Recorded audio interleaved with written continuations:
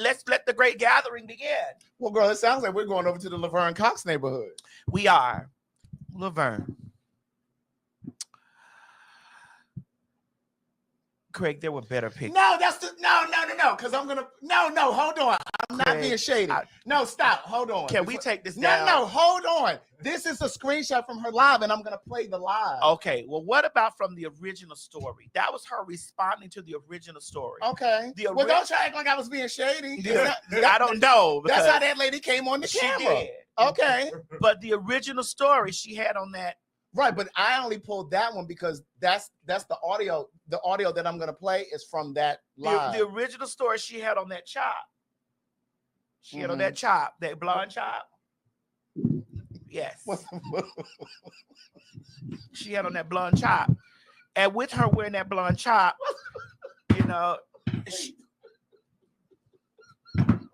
why didn't we use the one with the blonde chop? What's a chop? The chop. A shortcut, kind of like what Billy Corgan. Yeah.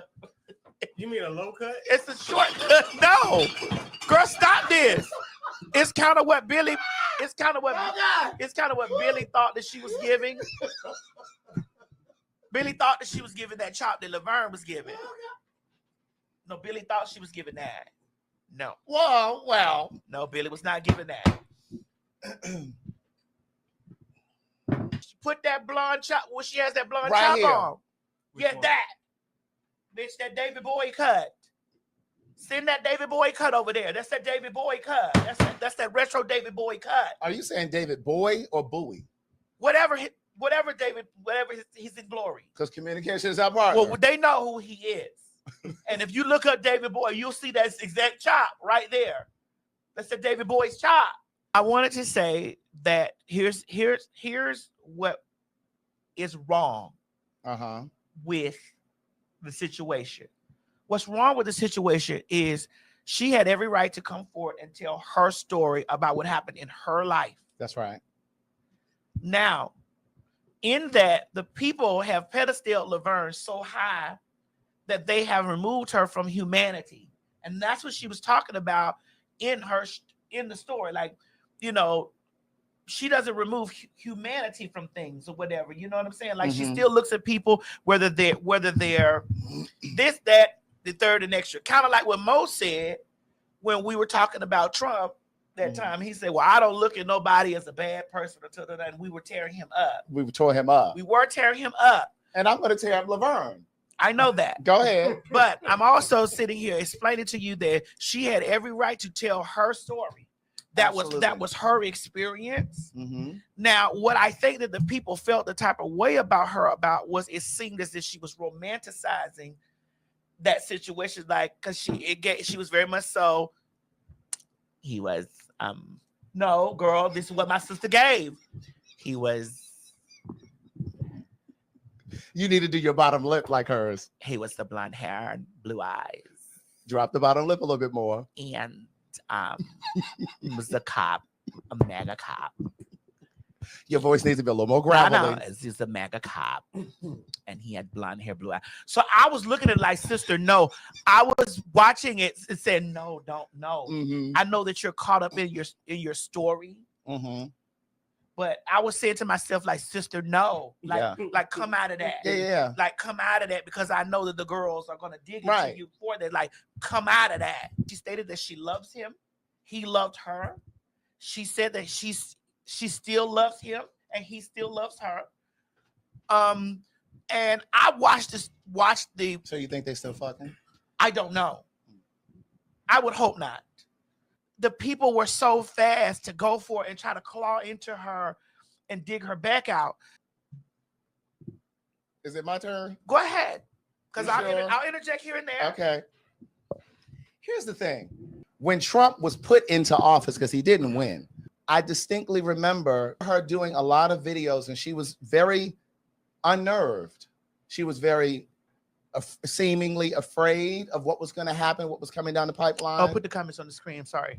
And she was talking in a lot of her videos about her concern for trans people, how to be protected, how to move through the world now with this new administration, this, that, and the third.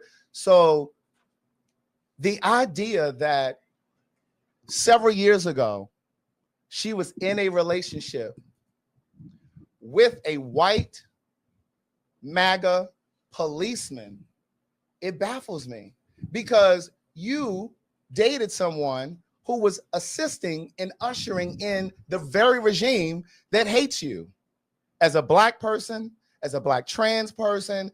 And when it comes to a relationship, and I understand you can't choose who you fall in love with, but a person's politics, I would imagine, would come forward before you fall in love.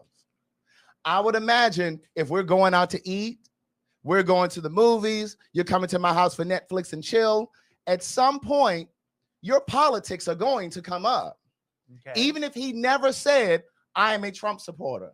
If the words, I'm a Trump supporter, I'm a Republican, never came up out of his mouth, you would know just from microaggressions that we all are accustomed to from white people. Just a little, oh, your hair is so, you would understand, you would know just through body language if we're paying attention.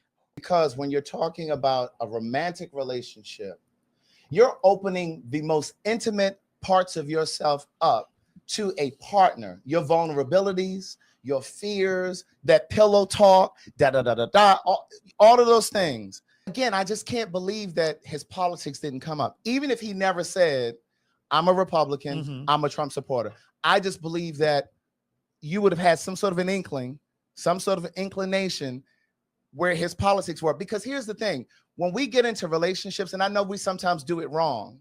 I know we sometimes get into relationships for the wrong reasons. We sometimes get into relationships because the sex was good, because a person looks good, we got things in common, we like going to the same, we like traveling.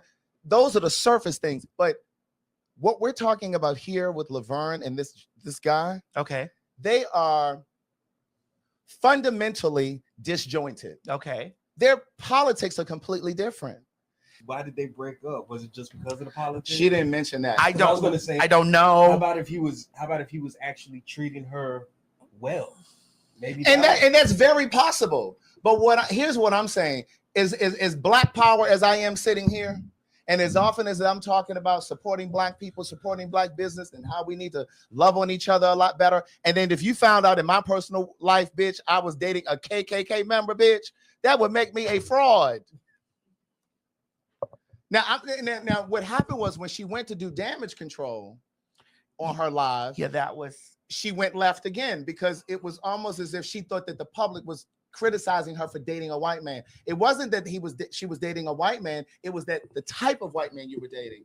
They were criticizing her for dating a white man. But when the type of white man, and also they were criticizing. I'm sure her some of that was in there too. For dating a white man, because because even we on this show, it would be disingenuous for us to sit here and have this conversation and say that we have not talked about our leaders, our Black leaders, dating white people. Yes, we've had these conversations on numerous occasions. Yes, on this show. Yeah, because the truth is, we've all made poor decisions out of loneliness. So to your point, and I'm not at all saying that she was lonely when she met him, but what I'm saying is we've all made poor decisions, and we are all one decision away from making the same bad decision that someone else made.